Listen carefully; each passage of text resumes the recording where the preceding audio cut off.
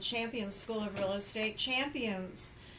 I am so happy this morning to be able to be in front of you and say thank you for your business. Thank you for choosing Champions School of Real Estate and for being in all of our offices, Plano, Fort Worth, Austin, San Antonio, Houston West, Houston North, and the Galleria.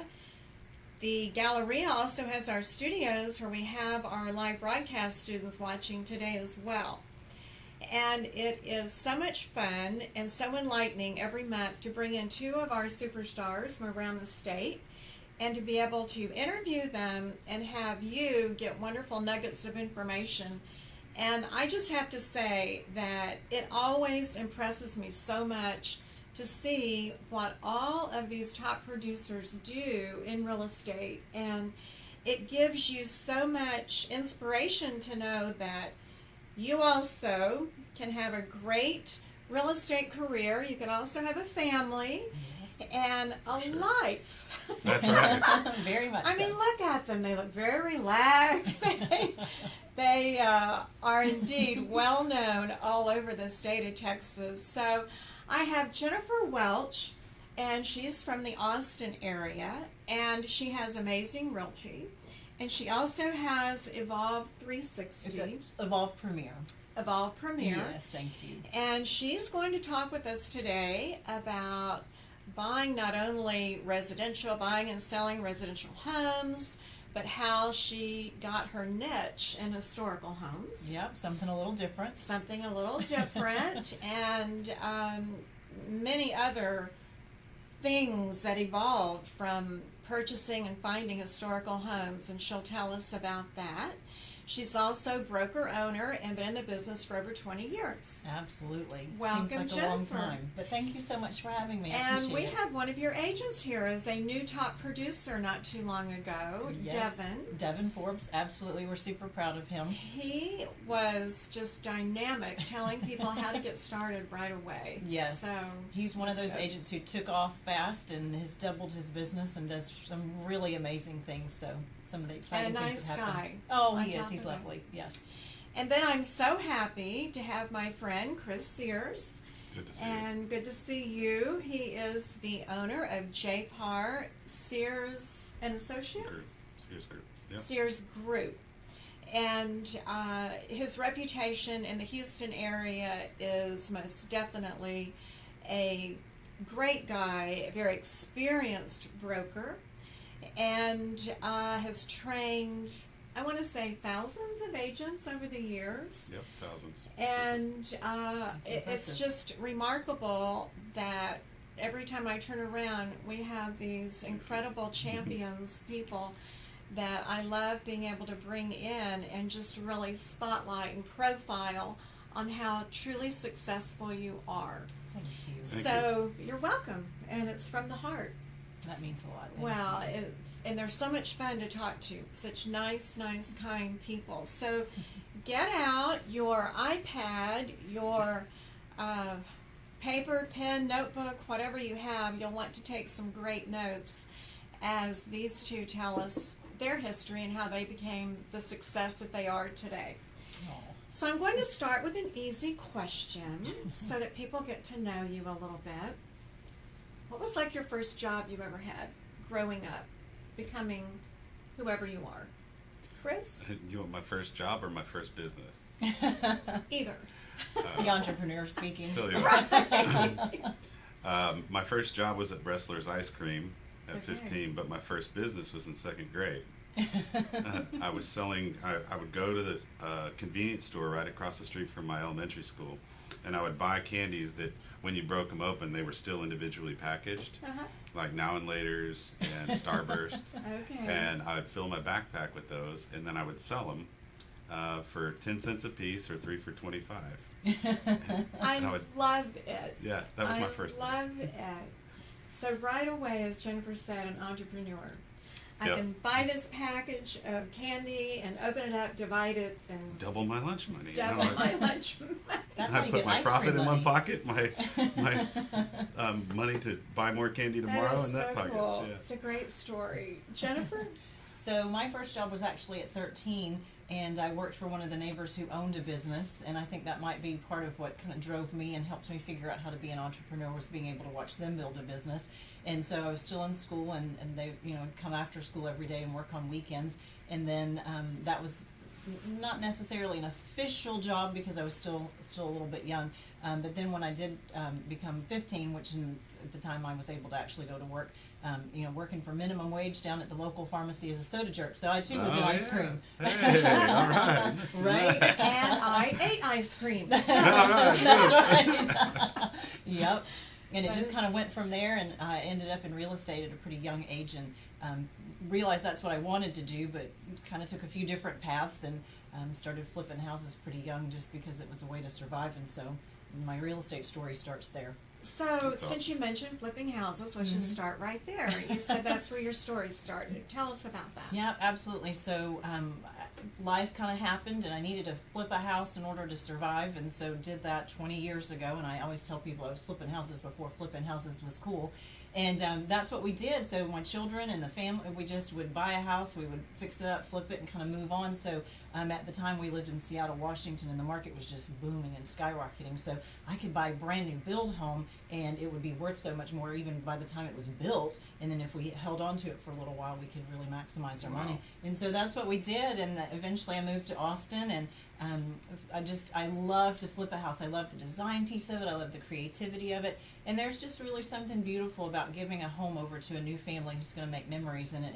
And it's suited for them. It's exactly what they need, because not everybody's in a position to be able to fix up a home. And they want a dream home, and this is a way to give it to them. So you were flipping houses before flipping houses became so popular.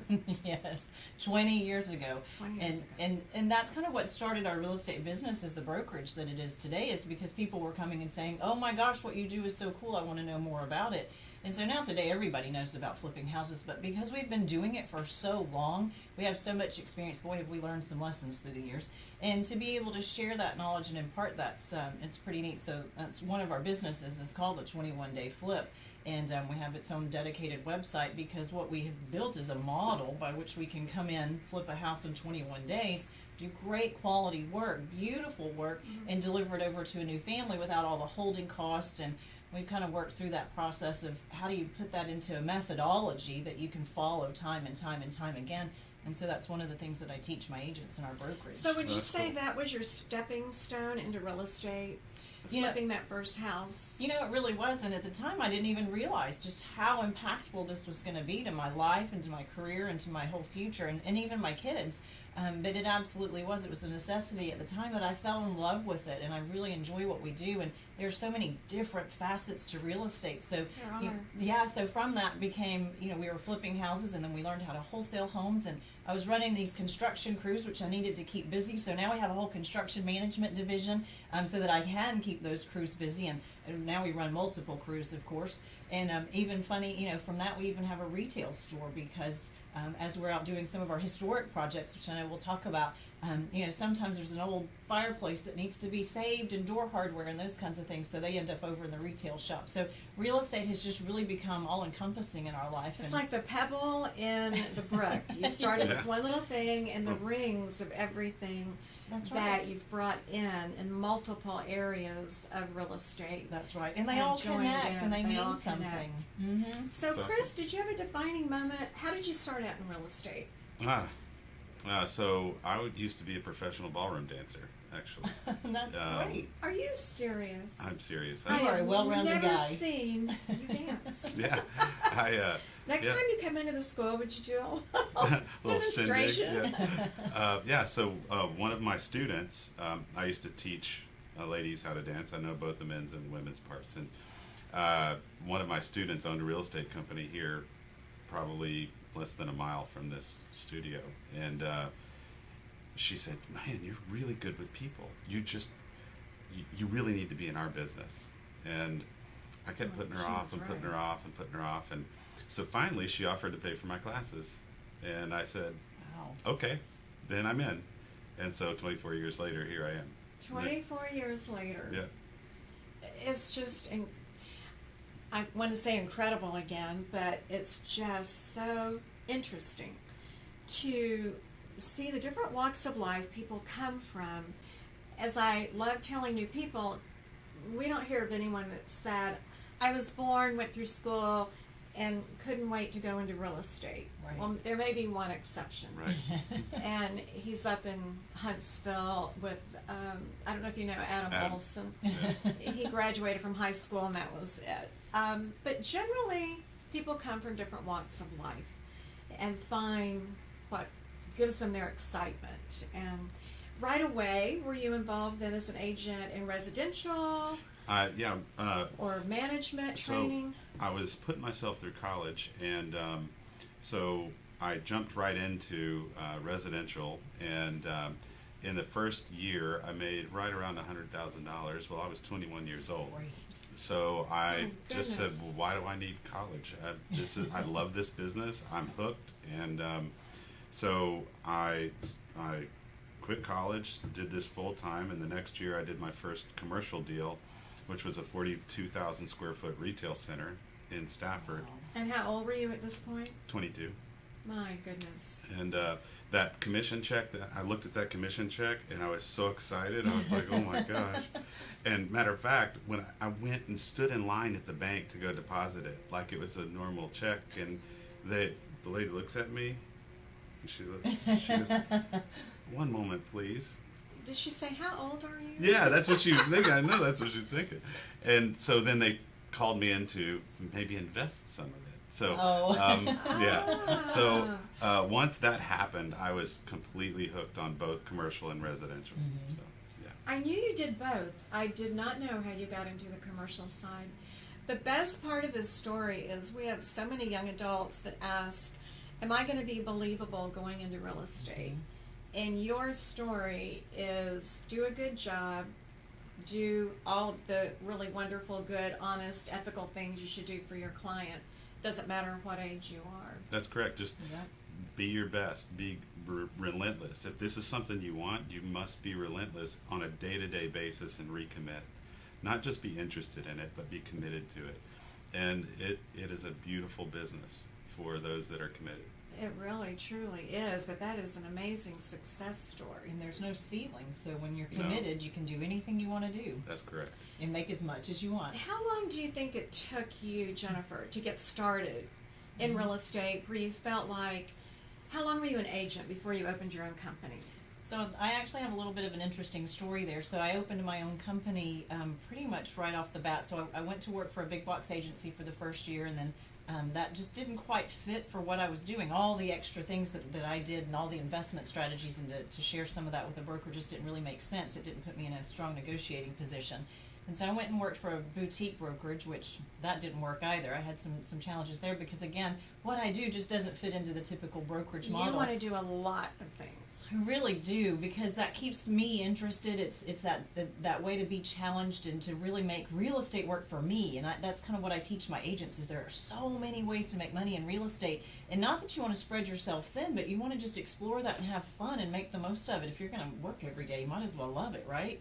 And so I actually found a broker sponsor, which I am now. I'm a broker sponsor for agents who want to have their own agencies but aren't either ready to be brokers, haven't met the time commitment, or just don't want that legal responsibility. And so I actually found a broker sponsor who was kind of the quiet sponsor in the background, and I built Amazing Realty long before I actually had my broker's license. And so your question is about that timeline, and I think for me it was a little bit escalated because I was so driven and so motivated, and I think a lot like you. I could see that there was a path for me, and I just went after it. And I think that's what agents need to know, is whatever it is that they want to do in real estate, you just have to go get it, make a plan, and surround yourself by people who are going to challenge you and encourage you. A lot of times I have agents who come and say, you know, I've been with somebody and I just didn't get the support I need, or they told me that I could only do this. There's always an office for everybody. There is, exactly. Now, what are all the different entity parts of your business that you do? Because I know you're a little different. We are very you different. have historical homes, you do Mhm. investment. Tell us everything. That's right. So, so Amazing Realty really has kind of all the different divisions, and so within that we have construction management, so we can build a home from the ground up. But really, what we do a lot of is remodel work. Sometimes people come to us and they want to buy a home and then they want to customize it and make it their own, but they don't know where to start. And they already trust us. We have a long-standing relationship with them for whatever reason. They've watched us on Facebook, or they know us personally, and they've seen all of the flipping and the work that we do. So that's one big piece of what we do. You mentioned the historic renovations. We do lots of investment work in addition to that. And so we have a property management division. We do a lot with our investors because we're able to actually go in and fix a property, prepare it for lease it, be the property management. So do you have anyone that just calls you for consulting, lots of wondering that. if their home or property is of the historical age? Yes, absolutely. And that's so fun because a lot of times people don't know what to do. There's a plaque outside, or maybe there isn't. And they just want it to be true to what the time period would have been, and so they don't know where to begin, or they don't know construction crews who can Is manage it more that. involved with the sales process, going through any kind of special Texas history registry, It can be. and legal issues? It can be, and there's a lot of tax implications. There's all kinds of things, permitting, and depending on where they are. And a lot of times these are in old towns that don't necessarily have robust city councils or ordinances and things like that. So there's a lot of complications that come in, which is why we go in as a consultant, because we can really help navigate that whole process and pull it all together and give them a beautiful product at the end that meets all those needs. So we got called just a couple of weeks ago to go do a consulting job at what's an old bank in a small town, because we just finished one. We just did the Bartlett National Bank out in Bartlett, Texas, and it's a short-term rental now, so again, a different part of real estate, right? And it's hugely successful, and it's such a beautiful building. When you say short-term rental, renting it out to another bank, did you convert it into apartments? What did you do? It's one great big, I'm going to call it home or condo. And so the old bank teller cage is the kitchen, and the vault is the pantry. Oh, wow. It's so fun. It really is. The old lobby is the living room now. And one of the bank manager's offices is a dining room, and that vault is the wine cellar. So there's vaults all throughout it, and there's just so much history. It's so much fun. We actually found an old letter on eBay, which I bought, and the bank manager in the 1920s is telling the person that he's giving them the sign-off, basically, that their loan has been completed. But in it, he couldn't remember the amount of the debt, so he sent it to them blank to let them fill it in themselves. Oh, wow. That Isn't that funny? His only job. and honest. Right. Wow. Yeah. And in the bank, we actually found all the original deposit slips back to the early 1900s and the handwritten registers. And so that's part of why we love what we do so much, is because we're actually able to save history and bring the story of these buildings back. And so I'm in the process of writing a book to tell the whole story of it and to capture the Love it. images and the parts of this old town, which is just really beautiful. I have a special place in my heart for Bartlett just because we've spent so much time out there, and there's What a lots of other great- renovation that's going on out there. Great story. That's cool. Great Thank you. niche, for sure. And it's so fun. It's this really interesting part of real estate. So, That's awesome. Chris, when you decided to become an owner, how did that come about with J-Par Sears Group? Well, that's a very long story, but I'll be well, brief. bring it down. I'll be brief. So, It's a huge step. yeah, so JPAR is a great brand out of Dallas, and I'd been talking with them for some time about helping them do some things, and they called me last year and said, hey, we've got ideas for Houston. We'd love you to come on board, and we'd love you to look at our platform, etc. So I looked at the platform, and with all the disruption going on in the industry, We're the gonna talk technology, about disruption for oh sure. man, the technology that they were offering to an agent, just, I went, oh my gosh, this is phenomenal. And so I jumped on it. I'd already been thinking about opening my own Your own brokerage, shop? literally for about a year. And as you know, I've run several for other people for a Yeah. long time. And so my wife and I, she's been doing this 17 years. Now I'm 24. So we both got together and said, you know, we got to really start looking at all the models and the platforms that are out there to really support an agent. And so when they called and they showed us the model, we were just, wow, this is It was a good fit. yeah, it was a moment where we go, you know, this is very serendipitous right now. And so we jumped on it. And that was last March. I was going to say, you really did jump on it, because now I believe you have a couple of branch offices already. We're launching a second one, yes. And Good. we're right about 125 agents. Yeah. Now, are you doing training? Are you doing the training, or do you have someone A else combination. that's doing? Okay. Yeah, so we do about 50 classes a month for agents. I bring in subject matter experts, and then I do 5 full days of training myself for the agents. Because I know you're a good trainer. Yeah. So I was just You've heard? wondering, are you doing it, or what are you doing? Yes, I'm not going to give up that passion. That is a You huge do passion it of well. mine. Good. Yeah. And what's the difference for those, like, the talk today is on going from agent to manager and ownership. In your mind, what was the difference when you went from working, I want to say, for and with someone to opening your own brokerage? Can you sort of summarize that? Is it Yeah, I more mean, fearful? Is it, how do you handle that?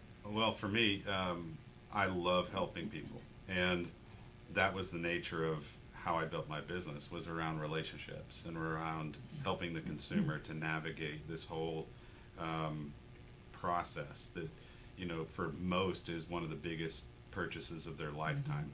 And so that passion then translated into a high level of success. And so then that passion shifted to, now I want to help agents do the same thing. I started having agents ask me questions. How'd you do this? What did you do there? And really, you know, all these residential agents I'm surrounded by, a catalyst was I was doing commercial too.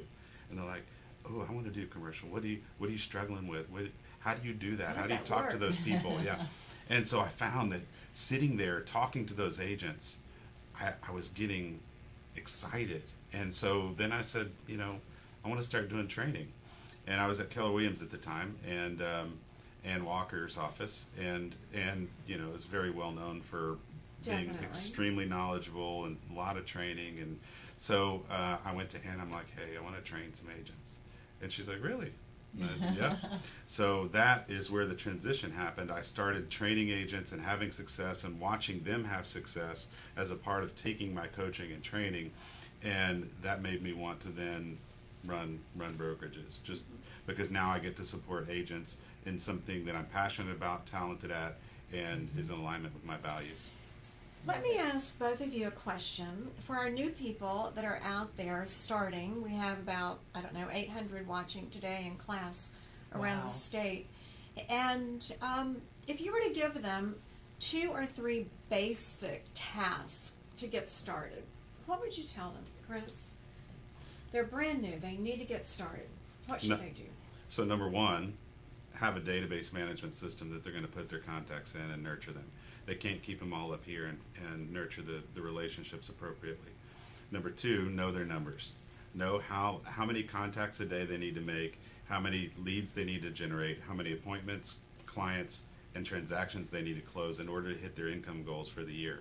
If they don't know that, then drift happens, right? does. And so that's where a lot of people get out of the business, because they have too high of a burn rate. They're spending too much money and not paying attention to the traction they're bottom getting. line. That's correct. That's why chapter 1 in my book, 30 Days to Success, that I've had out for quite a while, the very first chapter is just that. It's how much money do I need to make? How am I going to get there? And then it's how many contacts per day, how many sales, how many buyers, how many listings in order to make that money. Otherwise, at the end of the year, you may not get to where you need to be.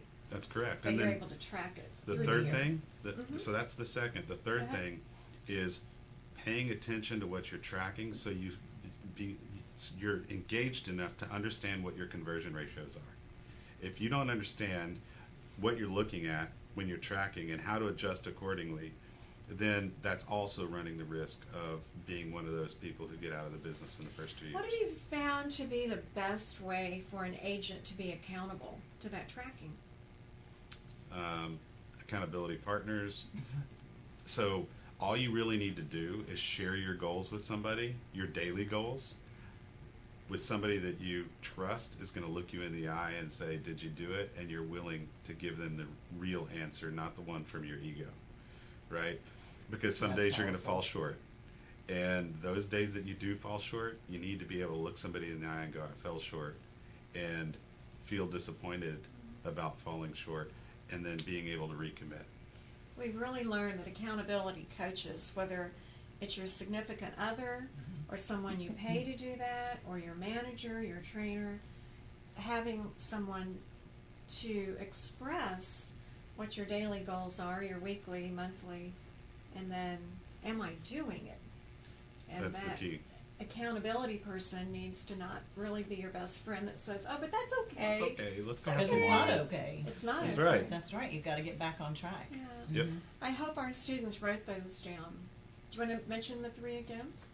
Sure. So number one, you have to have a database management system. Absolutely very important. Write down everybody you know. Number two, you have to know your numbers. Set your goals. Know your numbers for the year all the way down to today. How many contacts today is going to translate to my income goal for the year? And then track it.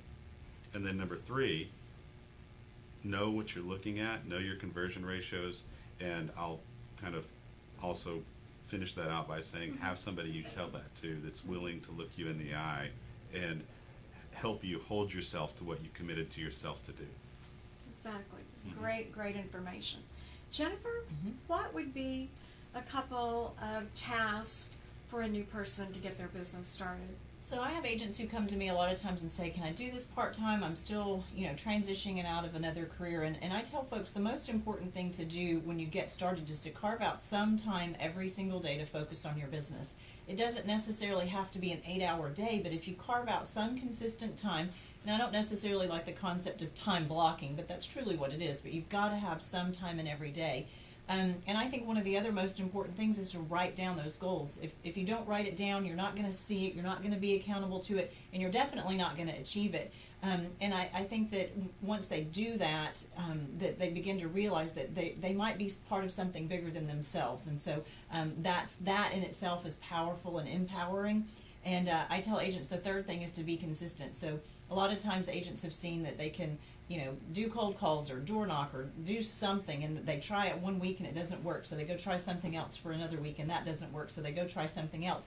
And so I tell people, stop. Let's figure out what you want to do. Let's look at those goals. Let me use some experience. Let's bring in some other folks that are also interested in that, and let's get you on a path, and then stick to the path. Give it some time to work. You're not going to make money overnight. We've been in this business for over 20 years, and so it doesn't happen just in the blink of an eye. You've got to be committed to it. You've got to be consistent. You've got to continue to be dedicated to it. And I think that's where a lot of times agents fail, is that they're just trying little bits of everything and just looking for that overnight success. And it's really about being consistent, writing down those goals, and knowing where you're Can't say going. enough about consistency. Exactly. Don't give up. Don't give up. Don't give up. That's right. You've got to give it time. I tell agents those first few calls that you make might not be deals you get until a few years down the road or even months down the road, but it's those calls that you make today and that consistency to follow up with them and nurture them is what drives them. I sold a house once from a client that I had started a drip campaign 3 years ago. And I tell my agents that sometimes you just have to stick with it. It's important to be consistent. So explain to our new people what a drip campaign is. That's a good one. So a drip campaign is something that you develop that communicates with a client on a regular basis. And so I teach my folks that sometimes that's automated. So I kind of laugh at the gal that bought the house 3 years later. She'd been on a drip campaign, and I had actually not been engaged because my drip campaign was doing the work for me.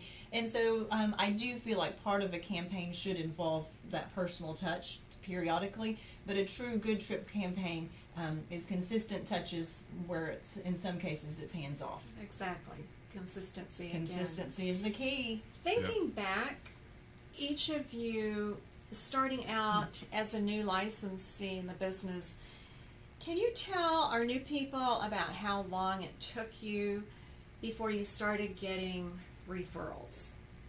Yeah. Right away, it can be a little bit, I don't want to say depressing, but you feel a little down. How long, Chris? Well, it took me about 13 to 14 months before I started seeing a referral from anybody.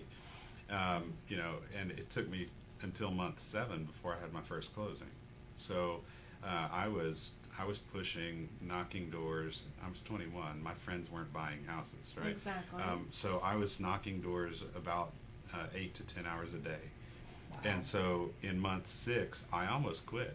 I almost gave up because I was just like, I haven't made a single closing. How many countless hours have I put in?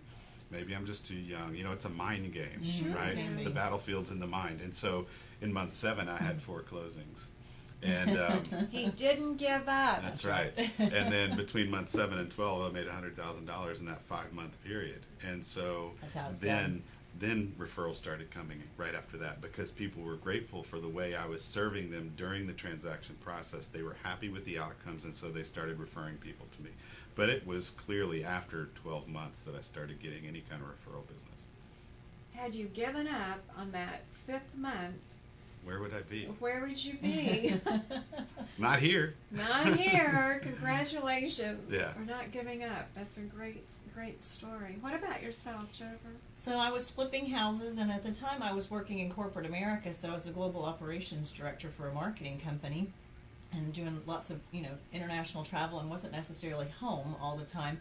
And so that's why I talked to my agents about that piece about consistency, because what I did is I dedicated a certain amount of time every day, even though I was juggling kids and work and all the other things that were going on. And I really built this business, and for me it built quickly because I really tapped into my sphere, into the network of people that I knew, and some of the people who had come to me and said, hey, show me what you're doing. I knew that they valued and trusted me, and so that's what I teach my agents is, tap into that network of folks that already know you. They know what your skill set is. They know what your talents are.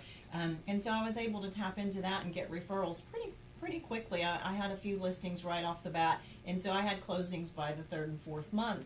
And I had built kind of a pipeline that was consistent. And so what I really focused on wasn't what I'm going to close today or tomorrow, but what am I going to close 3 months from now and 4 months from now, and how do I keep that pipeline going?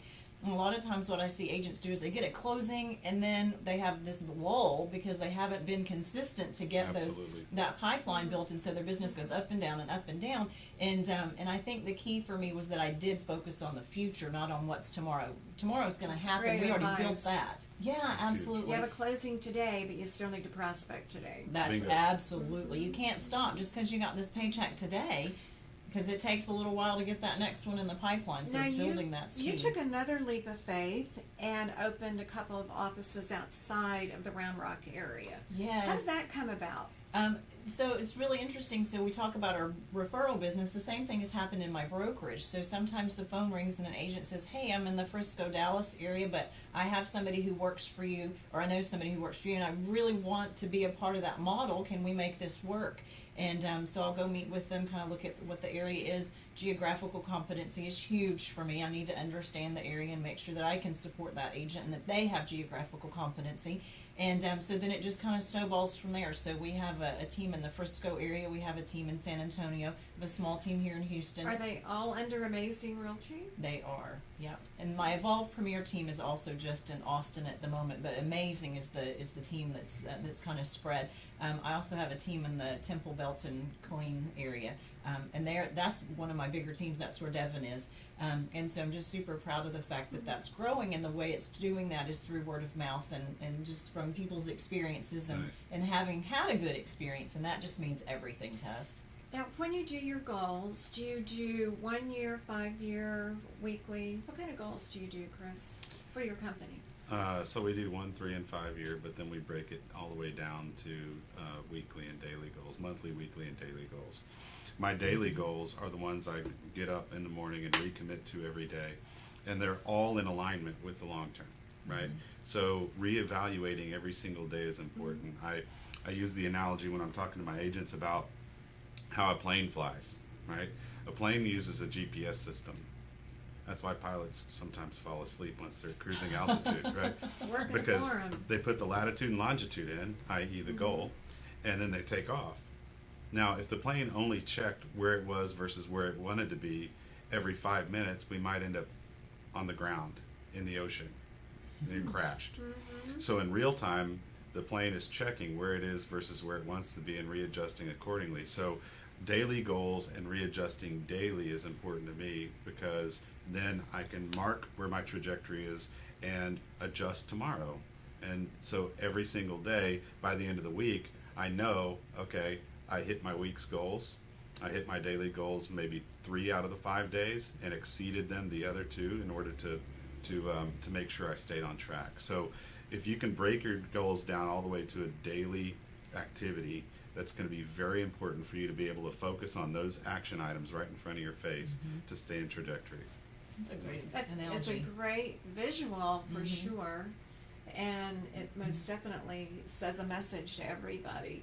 There's some that will say, "Oh, I carry my goals around in my head." Well, there's so many other things going on in our head all day long. Open loops. Right. Yes. Well, let me ask both of you this question. We have, as you know, in our industry now, what we call disruptors.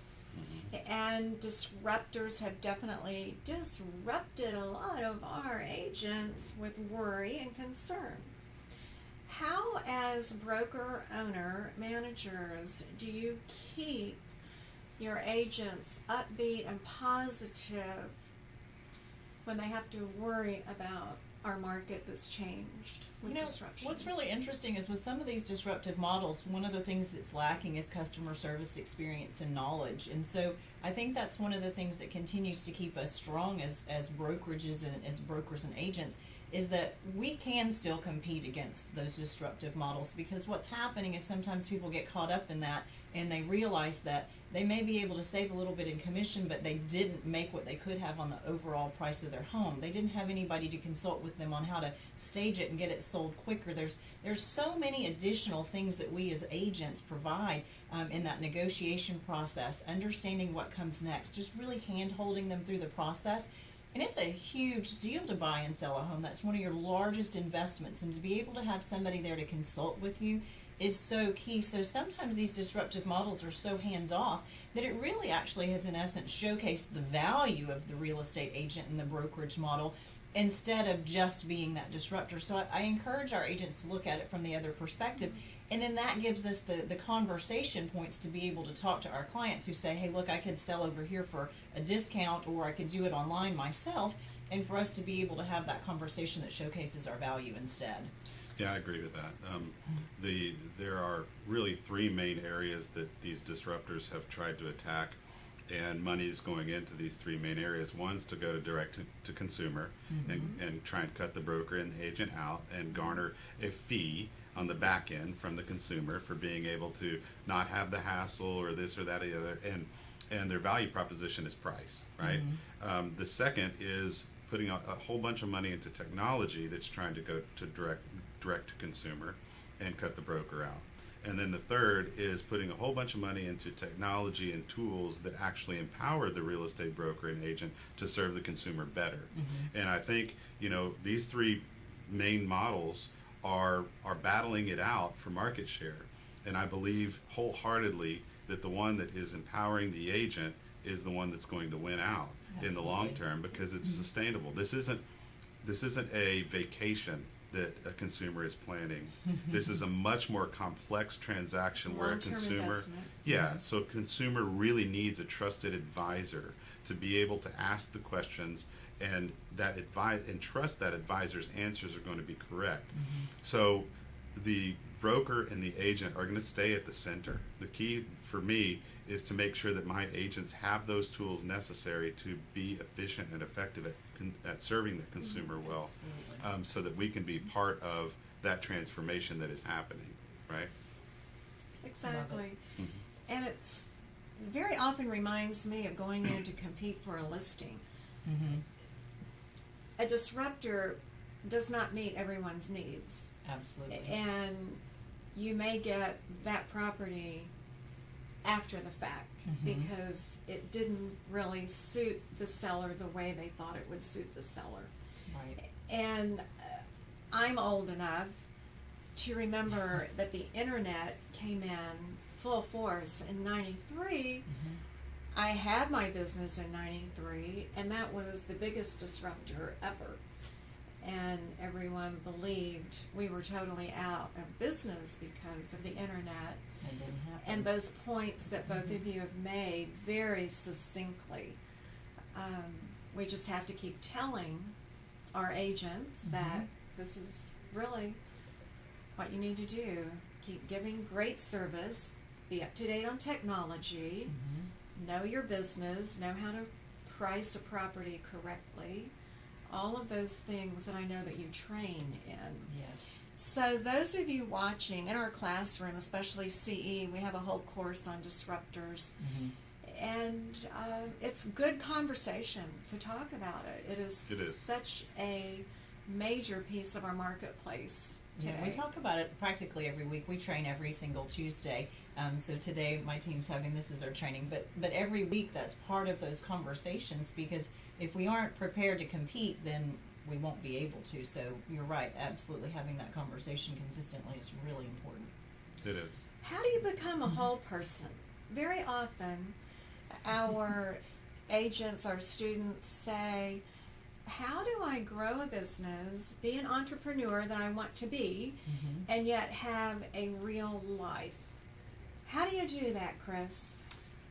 So that's a good question. Since you don't know? No, I do know. I mean, I have 5 kids. Teasing So with you. So we have dinner pretty much every night around the table. It's our time to connect with the kids. But I think the big key is understanding that unless you take care of yourself, nobody else is going to be able to get the benefit of your full potential, and you won't be present with others. So one of the things I practice every morning is I wake up and I feed myself spiritually, physically, intellectually, creatively, emotionally, and socially, whether it be books or meditation or whatever. I get into a place of gratitude, get my mind right. Gratitude's the mother of joy. So once I feel that joy coming up and that gratitude for the breath in my lungs, then I can feed myself intellectually and emotionally. Have you always been that way? I've been practicing that deliberately for about 20 years. And so we teach our agents that in one of our first classes, which is mindset. And so what we learn is this is a service business, not a sales business. And in order to serve people well, I have to be present with them. But I can't be present with them if I'm in the regrets of my past or the worries of my future. The present is the now. Very right? well said. So if I have neglect in my life, I can't be in the now because I'm bouncing back and forth between. So when I feed myself, then out of my overflow, I'm able to serve others well. And Love that. putting my That's family beautiful. first is huge. So my wife is great. I mean, she's an awesome partner, and she knows the business. She's been doing it 17 years. So we have this good back and forth balance and picking up the ball where, and she's very dynamic and she's strong everywhere I'm weak. So some part of it's being blessed with that, right? But again, it's a recommitment. Just like hitting your numbers, this is a recommitment to self, because if I'm not being my best for others, then I'm not contributing everything I can to the world. So feed myself first in order that I may feed others. I'm so glad I asked that question. I had no idea what a beautiful answer I would get, which obviously is very heartfelt. And I definitely knew that you knew the answer because I knew you had a large family. But that answer was just amazing. It's Jennifer, beautiful. what about yourself? How do you have a full life? Absolutely. I do believe in the concept of having time to yourself and time for family and not working constantly. I think a lot of times agents get burned out because they just feel like they've got to go constantly and they have to go show a home every time the phone rings, and they're answering the phone on weekends and constantly at night. And I found that just setting boundaries was important. And so I started my business as a single mom, and I have 2 beautiful children. And I think there's, for me, a beautiful testament to the fact that that time was well spent. I had to drag them along with me to flip houses, and they know exactly what the ins and outs of that, and they attended closings with me. And so now they're both working on their real estate licenses, and I'll throw in that Champions. Yes, thank you. There are yes. new champion students. That's right, they are. And for them to want to be a part of the brokerage and to be able to have taken that and not resented the time that I spent building a business, but instead learning the lessons from that and becoming strong citizens and kind of understanding the value of money and the value of real estate was just hugely empowering for me, just as they began to have those conversations with me as they entered college. And my youngest is finishing high school, And he has an off period during the day right now, and so he's working on his real estate classes so that he can have Pretty his license the impressive. day after he finishes high school, because he wants to be selling real estate while he's in his college years, That's awesome. as well as working on his degree. So for us to find that balance was sometimes just have an open conversation at home. Hey guys, here's what we're going to do this weekend, and making sure that they knew that they had time for themselves as well, and that we were going to do things that were important to them, and we also were going to do this work piece, and that work piece, understanding that that's what feeds us, and kind of for them to see that whole cycle was key. And now that they're grown up, it's important for me to have some time for friends and family and loved ones, and to find that balance. That conversation is so important, to say this is what feeds us. Absolutely. This is why Mom, Dad's going to work. This is what feeds us. Yep. Yeah. And obviously you've done a great job at Thank it, you. because now you have your kids that want to be in real estate. Mm-hmm. You and your wife, great examples of that as Mhm. well. So, moving in a different direction on tools that have personally helped you in your business, more so than maybe things in the past. In other words, I guess I'm asking, are there any new technology, tools, techniques, software, anything recently that you've brought into your business that has really made a difference? Well, we've built kind of an entire second brand on this concept of technology, and kind of moving to market with what I call a digital distribution approach. So we actually have an in-house videographer, we have an in-house podcast studio, those sorts of things to give agents kind of that leg up on being able to tap into some of that technology. We know that people who are buying homes, 63% of them say they watched videos or got to know their agent digitally before they actually introduced themselves to them. And of course, we know that the bigger portion of that, and kind of the additional approach to that, is building those one-on-one relationships. But when you're expanding your business and you're growing, one of the best ways to do that is through video. And so we have a Monday motivation. Every Monday we actually teach a class, and so right now we're working through YouTube for agents, and kind of how to build those channels and build those videos and get comfortable doing that, and then actually having the in-house ability to have our To do agents it. schedule time in the studio. And you will be on our YouTube channel tomorrow. Yay! And yay! And we'll send you the link this afternoon. And it'll be on ours as well. Yep, we'll share it out. Yeah. What about you, Chris? What are you Well, using? So this, I love that. we give our agents an app. We've kind of built a tech stack, and this is what I love about it, that has transaction management in it. It's got the database management CRM tool in it. It's got our agents can inside the app, they can send out just listed, just sold postcards, order signs, have them delivered.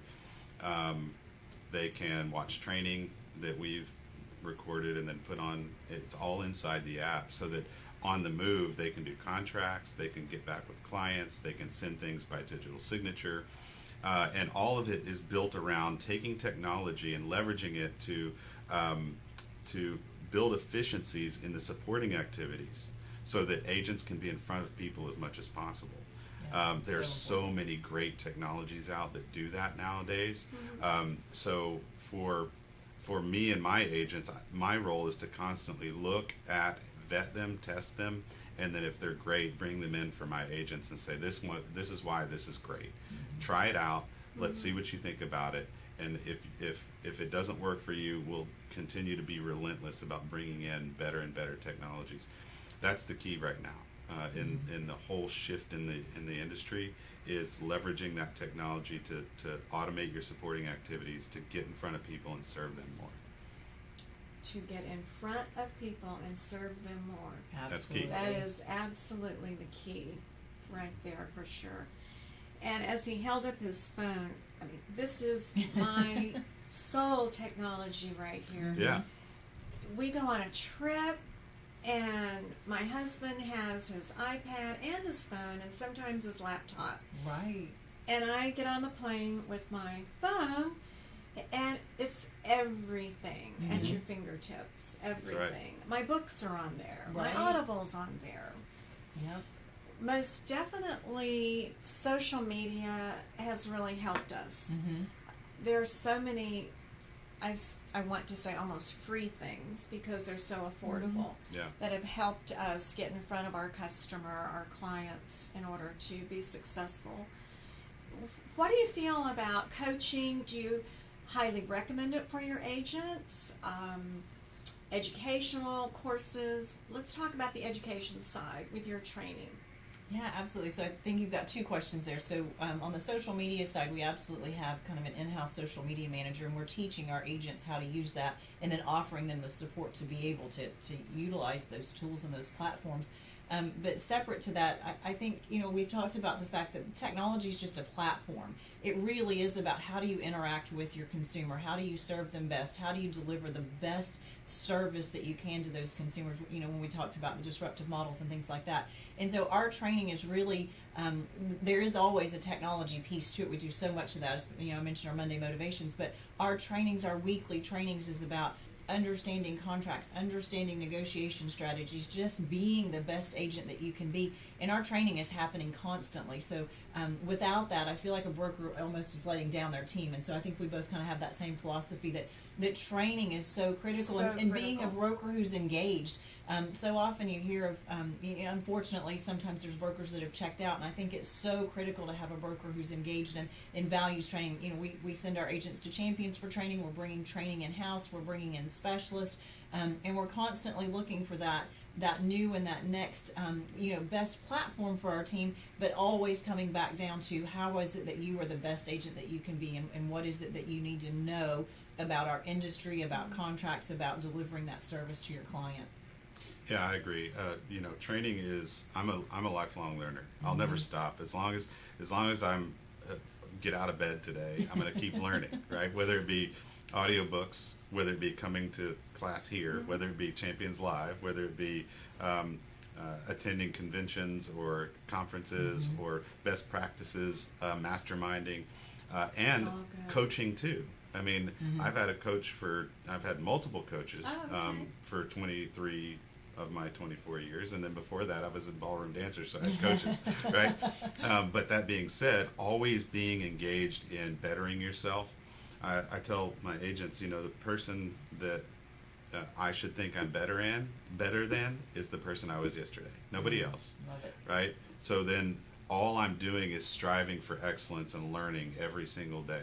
And if you're not doing that as a real estate agent, then you're missing out on the boat. You need to be engaged in learning every day, loving what you're learning, and then going and implementing what you're learning and tracking the results. So that's key. I love the student that walks out of their classroom and says, I just love being back in school. I love the learning. Because you know that when they get to either of your offices, they're going to say, teach me more, teach me more. Yeah. And that will be the one that just goes bam, because they're listening and they are enjoying it and they're learning, and they will be awesome. Absolutely. Yeah. Finishing up today, because it's been a fun 50 minutes with the two of you, and very informational. You can just tell what good, kind, smart people these two are. It's my pleasure having you here today. Looking back, what advice would you give to your younger self from what you've learned these 20 years in business? Chris? Oh, that's real easy. It's just one sentence. Oh. Get everything in writing. Get everything. Whether it be... That is really good. Get everything in writing. That's awesome. Period. It is. I love that one. It is. That says it all. Mm-hmm.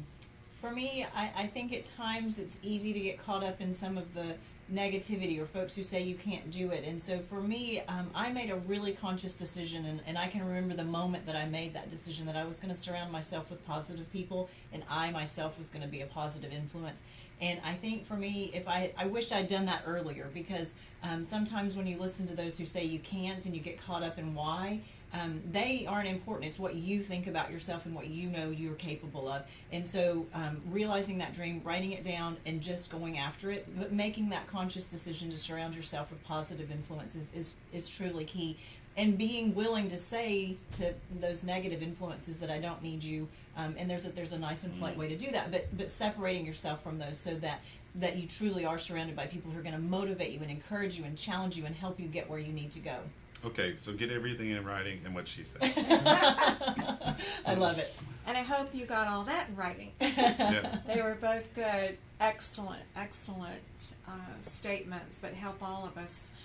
So as we move forward with our 1 hour together today, I want to let all of you know that tomorrow morning, this will be on our YouTube channel, and you'll be able to hear this all over again.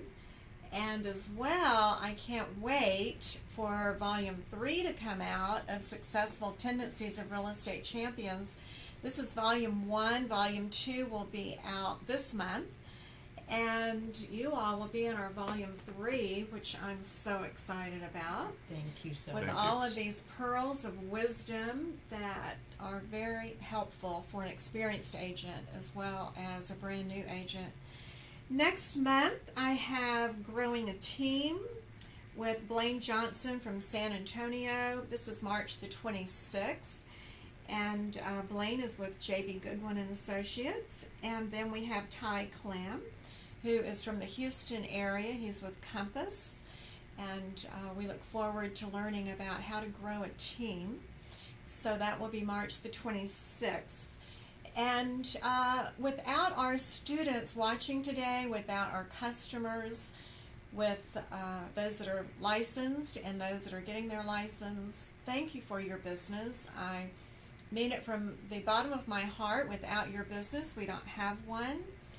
And I so appreciate all of our managers, all of our campus managers, as well as our incredible teachers that are always there for our student, wanting to give them the very best information possible, and that's allowed us to grow.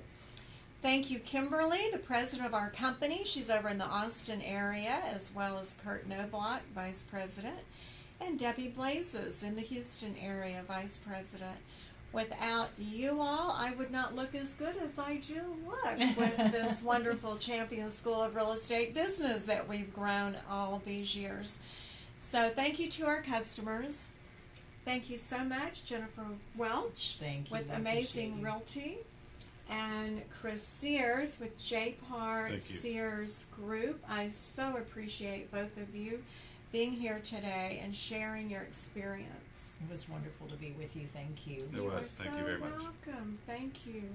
All right. Have a great rest of your day, and we will see you March the 26th.